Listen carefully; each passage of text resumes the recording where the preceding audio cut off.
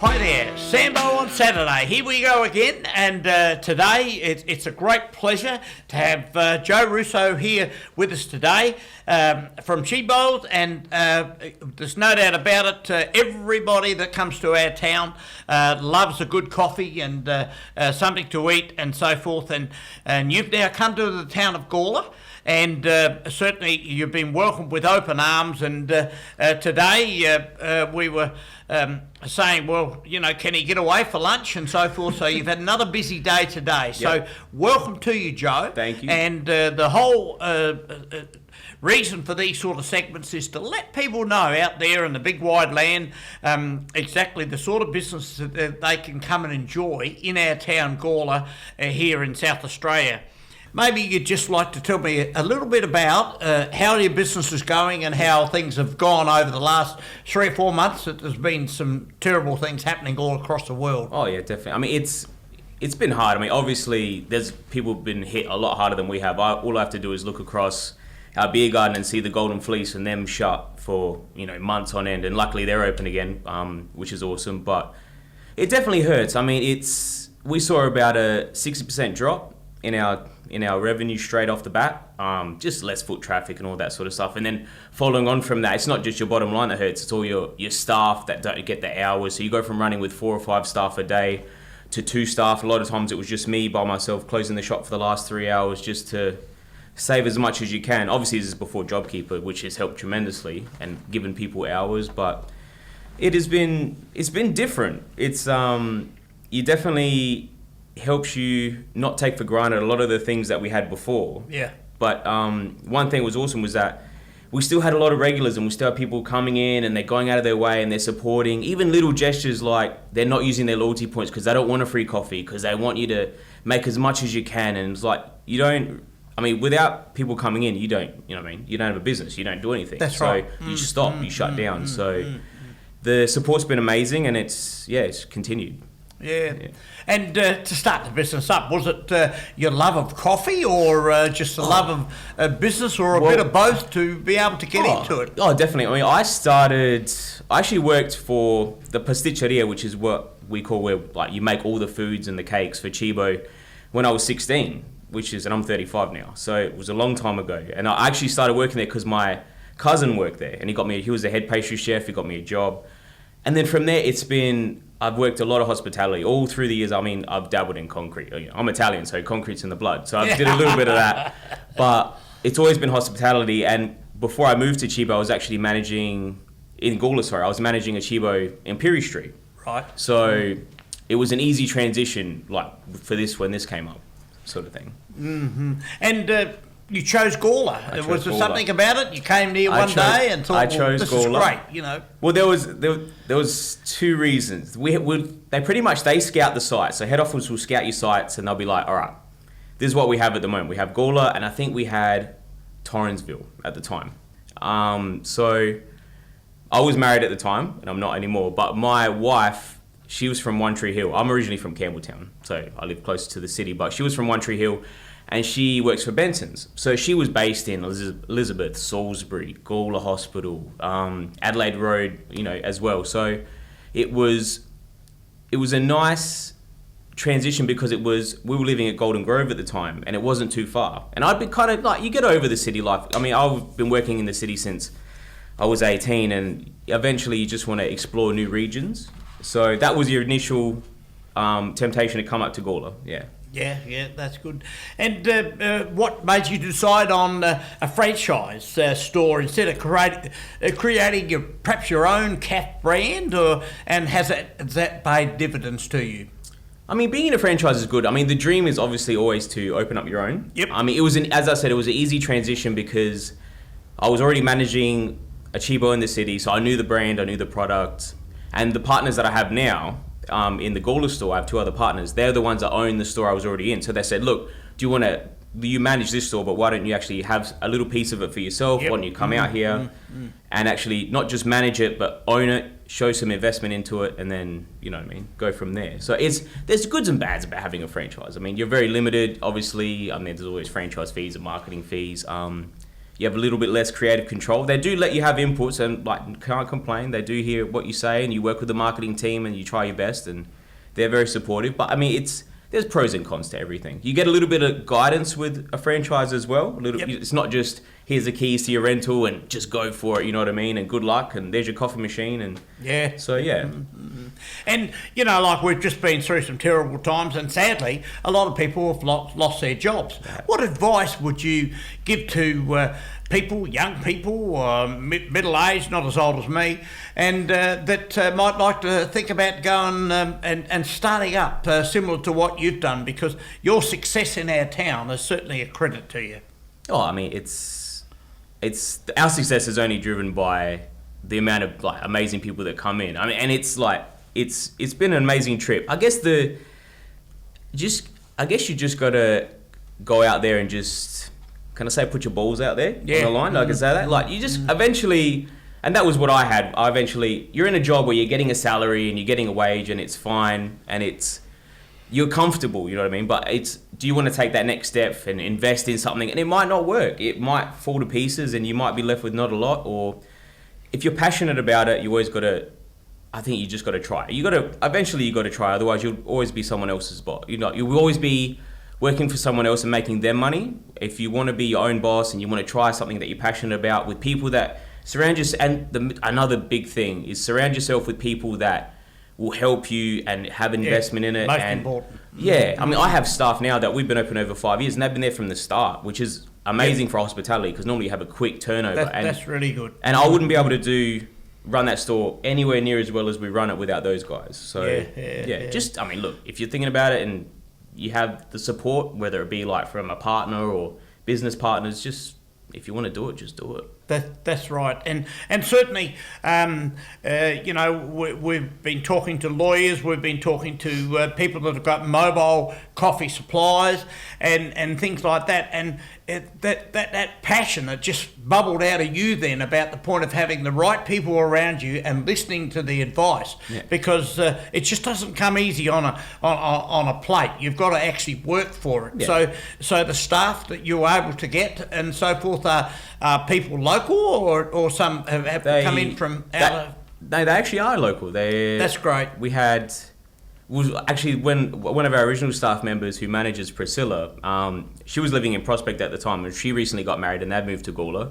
I mean, heck, even I've moved to Gawler. I live in Gawler now. So it's definitely, it's an amazing place and everyone's local, everyone's passionate about it. And you know what, they actually do go above and beyond what they have to do for me in a lot of ways and show a lot more investment. It's not just like a paycheck for a lot of them. They'll go the extra mile, which is, I mean, you can't put a price on that. Yes. Well, certainly the theme that we've got here is Gawler being the best of town and country in South Australia. And so many people are saying the same thing, that, you know, the surrounding area, people come in every day, over 80,000 people come in and shop in and around our town and so forth. And there's really nothing, you know, like the other day for a couple other interviews, I asked, well, is there something else that Gawler needs? And I think the only thing somebody said was, we need a fisherman's basket or whatever, but nobody else could come up with some other name. And it's quite amazing when we've talked to the different businesses and they said they try to buy what they can in the town and it's all there. Yeah. It's just a matter of taking that time. It's also the changes.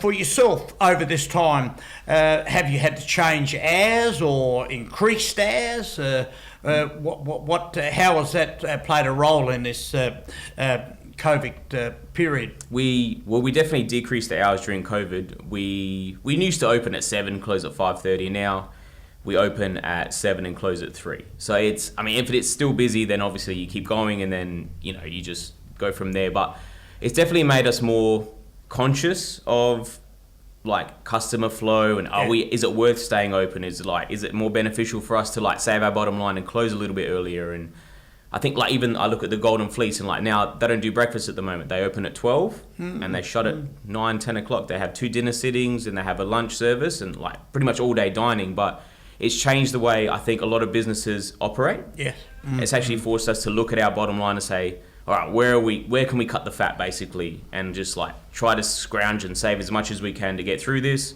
and then obviously, hopefully bounce back from it. Yeah, and like Cibo is a very popular brand throughout the South Australia. And that, do you think there's any opportunities, or have you looked into any opportunities to be able to create unique things in the store that and any other products that you may be able to move into? I suppose that order goes about the size of the premises that you're in. It goes about the size. Well. We're a little bit limited as well because we don't have a kitchen like Cibos don't have kitchens. We get our food delivered every morning.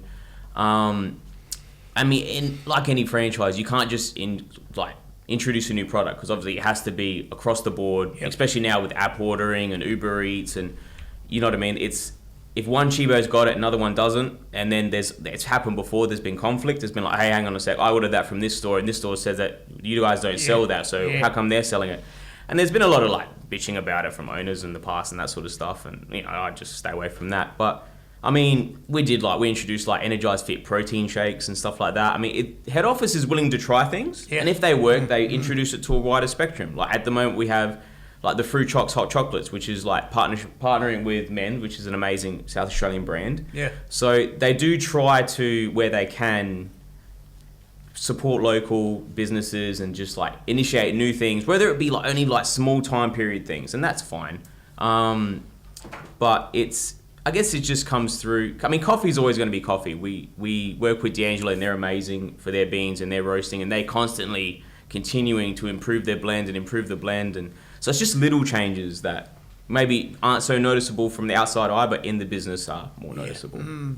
And as I said before about that, there's really, we've got everything in our town, and here today we have a bowl of lollies on our table here, and this is the Gawler Sweets, in the street. It's got all of these things with, hundreds of different varieties of these sort of things. How do you involve yourself in the town, like looking at the point of maybe having a chat to Mario and saying, well, listen, we wouldn't mind a few of them on our table to be able to hand out and so forth to sort of knock up some deals. How do you involve yourself with other businesses in the community by way of goods and stuff? Yeah, so we try. We can't, being in a franchise, we're not allowed to do any of that stuff. So right.